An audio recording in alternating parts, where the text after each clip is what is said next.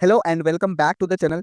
JEE Mains 2025 का result आ चुका है और ऑलरेडी मैंने इस चैनल पे वीडियोस बना रखा है कि आपकी जो रैंक आई है उस रैंक के हिसाब से कौन से काउंसलिंग में आपको पार्टिसिपेट करना चाहिए या कौन सा कॉलेज आपको मिल सकता है। तो अगर आपने वीडियो नहीं देखा है तो डिस्क्रिप्शन में मैं वीडियो के लिंक्स डाल दूंगा या आप या चैनल को गो थ्रू कर लोगे तो आपको वो वीडियोज मिल जाएंगे। तो इस पर्टिकुलर वीडियो में मैं डिस्कस करने वाला हूँ काउंसलिंग प्रोसेस के बारे में और क्या क्या मिस्टेक्स होता है जो बच्चे करते हैं जिनकी वजह से उनको कोई भी अलॉटमेंट नहीं आ पाता है जोसा या सीसेप के काउंसलिंग में। तो जोसा और सीसेप के काउंसलिंग प्रोसेस के बारे में पूरा डिस्कस करने वाला हूँ जिससे आपको एनआईटी, ट्रिपल आईटी, जीएफटीआई जैसे इंस्टीट्यूशन में एडमिशन मिल सके। ये दो काउंसलिंग बॉडी हैं जो कि आपकी काउंसलिंग कराती हैं जिससे आपको एनआईटी, ट्रिपल आईटी, जीएफटीआई जैसे इंस्टीट्यूशन में एडमिशन मिलता है। और बहुत सारे बच्चे जो हैं यहीं पे वो गलती कर देते हैं जिसकी वजह से उनको एनआईटी, ट्रिपल आईटी या जीएफटीआई में एडमिशन नहीं मिल पाता। बहुत सारे बच्चे डिसअपॉइंट हो जाते हैं जब उनको कोई भी अलॉटमेंट नहीं शो होता उनके रैंक के हिसाब से काउंसलिंग में। मैं यहाँ पे आपको डिटेल प्रोसेस समझाने वाला हूँ और क्या क्या चीजें ध्यान रखने वाली चीजें होती हैं काउंसलिंग प्रोसेस में, वो सारी चीजें इस वीडियो में मैं डिस्कस करूंगा। तो इस वीडियो को एंड तक जरूर देखना, ये वीडियो काफी ज्यादा इन्फॉर्मेटिव होने वाला है। अदरवाइज आप जो है एक सीट गवा बैठोगे अगर आपको कोई आपके रैंक के हिसाब से एनआईटी, ट्रिपल आईटी या जीएफटीआई में एडमिशन आपके रैंक पे मिल सकता होगा। तो जब आपकी काउंसलिंग स्टार्ट होगी तो इस तरीके का नोटिफिकेशन आ जाएगा, registration and choice filling for JoSAA counselling. सबसे पहला जो स्टेप होता है आपका रजिस्ट्रेशन। जब भी बच्चों के जेईई मेंस के रिजल्ट आते हैं और रैंक हाई आ जाता है तो बच्चे डिसअपॉइंट हो जाते हैं उनके रैंक के हिसाब से। क्या उनको कोई एनआईटी, ट्रिपल आईटी, जीएफटीआई या गवर्नमेंट कॉलेज मिल सकता है किसी भी काउंसलिंग में? तो बिल्कुल मिल सकता है, बट बच्चे क्या करते हैं, गलती ये कर देते हैं क्योंकि जब आपका काउंसलिंग पोर्टल इस तरीके से ओपन होता है तो यहाँ 2000 से ज्यादा ऑप्शंस अवेलेबल होते हैं और बच्चे और पेरेंट्स यही कंफ्यूज हो जाते हैं कि किसको प्रेफरेंस ऊपर रखे, किसको नीचे रखे, कौन सा कॉलेज मिलेगा, कौन सा नहीं मिलेगा। चॉइस फिलिंग किस तरीके से करनी है, आपका होम स्टेट का कोटा जो लग रहा है उसका फायदा आपको मिल पाएगा कि नहीं, सीट कैटेगरी जो कैटेगरी में आप बिलोंग करते हो उसका फायदा कैसे मिलेगा, सीट मैट्रिक्स किस तरीके से काउंसलिंग में काम करता है, पोर्टल एल्गोरिदम किस तरीके से काम करता है। तो इस चीज का नॉलेज नहीं होता है जिसका रिजल्ट ये निकलता है कि कोई कॉलेज अलॉट नहीं होता है बच्चों को और निराश हो जाते हैं कि हमें तो कोई कॉलेज नहीं मिल पाया, हमारा रैंक ही कम था। मैंने ऐसे बच्चों की काउंसलिंग की है जिनकी 1 से 2 लाख रैंक आई है। जनरल कैटेगरी की मैं बात कर रहा हूँ, एससी एसटी की तो मैंने 5 लाख तक भी एनआईटी में एडमिशन करवाए हैं। 1 लाख से 2 लाख तक रैंक आने पे भी एनआईटी के अंदर एडमिशन मिल जाता है। क्या होता है, किस तरीके से मिलता है, ये सब कुछ आपको वीडियो के एंड तक पता चल जाएगा। इन सारी मिस्टेक्स को कैटर करने के लिए हम लेकर आए हैं एक्सपर्ट काउंसलिंग प्रोग्राम 2025, जिसमें हमारा एक्सपर्ट काउंसलर आपकी प्रोफाइल की डिटेल एनालिसिस करता है आपकी रैंक, कैटेगरी और होम स्टेट के बेसिस पे, और ये भी चेक करता है कि क्या आपका स्टेट आपको होम स्टेट रिलैक्सेशन देता है कि नहीं। फिर आपकी डिटेल्ड कॉलेज रिपोर्ट बनाई जाती है आपके रैंक, कैटेगरी, होम स्टेट के बेसिस पे कि किस काउंसलिंग में आपको कौन सा कॉलेज मिल रहा है, कौन सा ब्रांच मिल रहा है।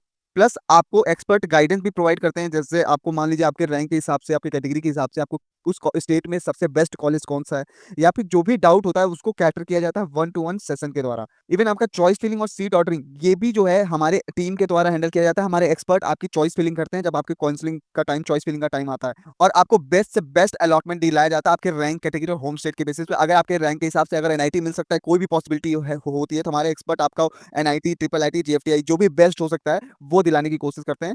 अगर आप चाहते हैं कि इस एक्सपर्ट काउंसलिंग प्रोग्राम में आप एक एक्सपर्ट काउंसलर के साथ आगे बढ़ें तो इस नंबर पे कॉल करके आप एक्सपर्ट काउंसलिंग प्रोग्राम को इनरोल कर सकते हैं। इस नंबर पे कॉल करके, इस नंबर पे कॉल करके आप एक्सपर्ट काउंसलर से बात कर सकते हैं, वो आपको डिटेल समझा देंगे एक्सपर्ट काउंसलिंग प्रोग्राम के बारे में। मैं पहले बता दूं ये एक पेड काउंसलिंग प्रोग्राम है, तो अगर आप अफोर्ड कर सकते हो पेड काउंसलिंग तब आप इस नंबर पे कॉल करके पूछ सकते हो, सर एक्सपर्ट काउंसलिंग प्रोग्राम में हमें क्या क्या चीजें मिलेंगी, किस तरीके से हेल्प होगा। और अपनी एक counselling session free of cost, आप एक counselling session free of cost book करा सकते हो, और या फिर आप व्हाट्सएप भी कर सकते हो, वहाँ हमारे एक्सपर्ट काउंसलर आपसे कनेक्ट कर लेंगे। तो आते हैं अपने टॉपिक पे वापस। तो काउंसलिंग प्रोसेस जो है क्या होता है जोसा का। देखिए जोसा का जो काउंसलिंग प्रोसेस है सिंपल, पहले रजिस्ट्रेशन शुरू हो जाते हैं आपके जून के आसपास, जून, मिड जून में आपका शुरू हो जाता है। रजिस्ट्रेशन के बाद आपकी चॉइस फिलिंग और चॉइस लॉकिंग होती है। जब आपका रजिस्ट्रेशन हो के आ जाता है तो आपके पास चॉइस फिल करने का ऑप्शन अवेलेबल हो जाता है। ये 3-4 दिन के लिए पोर्टल आपका ओपन रहता है। फिर आपका एक मॉक अलॉटमेंट आता है। मॉक अलॉटमेंट के बाद आपका सीट अलॉटमेंट रिजल्ट आता है। जब आपका सीट अलॉटमेंट रिजल्ट आ जाता है तब आपके पास दो चॉइसेस होती हैं, फ्रीज करने की या फ्लोट करने की। ये क्या होता है फ्रीज एंड फ्लोट?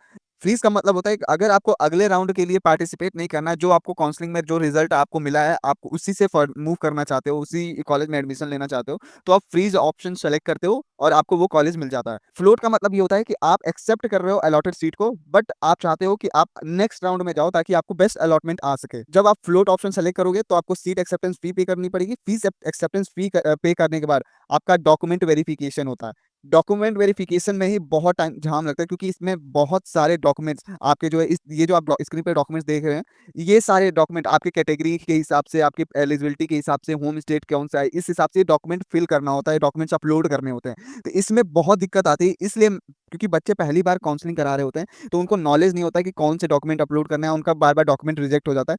20 से 30% बच्चे जो हैं यही डॉक्यूमेंट वेरीफाई ना होने की वजह से अपनी सीट गँवा देते हैं। उसके बाद जब आपका डॉक्यूमेंट वेरिफिकेशन हो जाता है, तब आप रिपोर्ट करते हो अलॉटेड इंस्टीट्यूशन को, और ये सारे डॉक्यूमेंट आपके लगते हैं जब आपका डॉक्यूमेंट वेरिफिकेशन होता है। आप जो है इस चीज़ को कैटर करने के लिए एक्सपर्ट काउंसलर को कॉल कर सकते हो, जो डिस्क्रिप्शन में नंबर दिया होगा, या फिर स्क्रीन पे मैं अभी एंड में आपको फ्लैश करा दूँगा दोबारा। एलिजिबिलिटी क्या होती है अगर आपको एनआईटी, ट्रिपल आईटी या जीएफटीआई में एडमिशन लेना है तो? देखिए, सबसे पहला तो आपको 12th पास होना चाहिए। उसके बाद अगर जनरल कैटेगरी है तो आपकी 75% मार्क्स होने चाहिए फिजिक्स, केमिस्ट्री, मैथ्स में। अगर आप एसटी, एससी में हो तो 65% मार्क्स होना चाहिए। नेक्स्ट है स्टेट ऑफ एलिजिबिलिटी। ये क्या है? जब आपका काउंसलिंग स्टार्ट हो जाता है और डॉक्यूमेंट वेरिफिकेशन का टाइम आता है, तो ये टर्म बहुत सुनने को मिलता है कि स्टेट ऑफ एलिजिबिलिटी क्या है? तो state code of eligibility refer करता है कि कैंडिडेट कहाँ से क्लास 12th पास किया है। अगर आप चाहें, आप यूपी के हैं और आपने 12th जो है मान लीजिए महाराष्ट्र से दिया है, तो आपका जो स्टेट कोड ऑफ एलिजिबिलिटी हो जाएगी वो महाराष्ट्र हो जाएगी। जो क्लास 12 का मार्कशीट है वही आपका स्टेट ऑफ एलिजिबिलिटी बन जाता है। तो ये चीज़ ध्यान में रखना, स्टेट ऑफ एलिजिबिलिटी में आपको क्लास 12 का डॉक्यूमेंट अपलोड करना होता है। अगर आपको फिर भी कोई डाउट रह जाता है, या फिर जैसे कि मैंने बताया कि मोस्टली बच्चे डॉक्यूमेंट वेरिफिकेशन में फेल हो जाते हैं, अपनी सीट गँवा देते हैं। इस चीज़ के लिए आप चाहें तो एक्सपर्ट काउंसलिंग प्रोग्राम एनरोल कर सकते हो। स्क्रीन पे नंबर दिया गया हुआ है। इस नंबर पे कॉल करके आप एक्सपर्ट काउंसलिंग प्रोग्राम के बारे में पूरी जानकारी ले सकते हो। तो मिलते हैं आपसे अगले वीडियो में। अगर जिन बच्चों की जेईई मेंस की रिजल्ट आया हुआ है, उनके साथ ये वीडियो को शेयर कर दीजिए। तो मिलते हैं आपसे अगले वीडियो में, तब तक के लिए गुड बाय।